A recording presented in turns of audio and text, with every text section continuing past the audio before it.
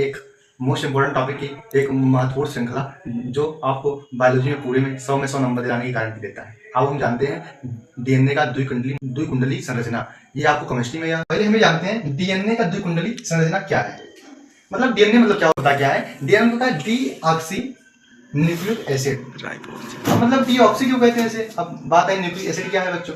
Nucleic acid वो होता है ऐसा एसिड जो हर मानव में व्याप्त होता है, वो उसके आनुवांशिक जेनेटिक्स के लिए उत्तरदायी होता है, तो उसे न्यूक्लिक एसिड कहते हैं। और इसे पूछेंगे बच्चे कि इसे डीऑक्सीराइबो न्यूक्लिक एसिड क्यों कहते हैं, क्योंकि इसमें जो दूसरे वाले स्थान पर उसमें ऑक्सीजन पाया जाता है, इसलिए इसे डीऑक्सीराइबो न्यूक्लिक एसिड कहते हैं। ठीक है, तो आओ जानते हैं क्या है ये द्विकुंडली संरचना। इसको प्रस्तुत करने वाले थे वाटसन एंड क्रिक महोदय। कौन थे? वाटसन और क्रिक महोदय। इन्होंने प्रस्तुत किया था। और इसे कब प्रस्तुत किया? 1953। मतलब क्या हुआ, 1953 में प्रस्तुत किया था। इसके लिए इनको आगे चलकर नोबेल प्राइज भी मिलता है। ठीक है, फिर क्या है, इसमें दो संरचनाएं पाई जाती हैं। इसमें दो श्रृंखलाएं पाई जाती हैं। एक होता है 5' और एक होता है 3'।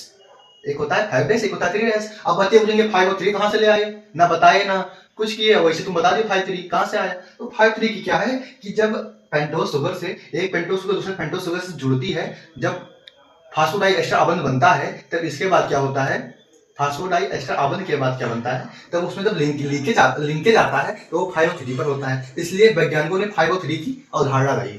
ठीक है, और इसमें क्या होता है, 4 नाइट्रोजनी बेस पाए जाते हैं। नाइट्रोजनी में मतलब नाइट्रोजनी क्षारक। नाइट्रोजनी क्षारक क्या होते हैं कि जैसे एक दूसरे को अटैच करने के उसके कंपोनेंट है, मतलब घटक है। तो इसमें एक होता है एडेनिन, एक होता है थाइमिन, एक होता है ग्वानिन, एक होता है साइटोसिन। और जब आप इसे राइबोसोम में पढ़ेंगे तो वहां पर यूरेसिल होता है। ये थाइमिन वहां पर हट जाएगा, वहां पर यूरेसिल आ जाएगा। ठीक है, यूरेसिल तुम जानती ही होगी, जैसे उसमें यूरिया के पॉइंट होते हैं। ठीक है, इसलिए उसे यूरेसिल कहा जाता है। इधर देखो, ग्वानिन है और ये साइटोसिन है, ये एक दूसरे से ट्रिपल बॉन्ड में जुड़े होते हैं, और ये एडेनिन थाइमिन से डबल बॉन्ड में जुड़े होते हैं। और पूरी श्रृंखला जो होती है ये आपस में हाइड्रोजन बंध द्वारा जुड़ी होती है। इसमें जो शुगर पाई जाती है वो पेंटोज शुगर होती है।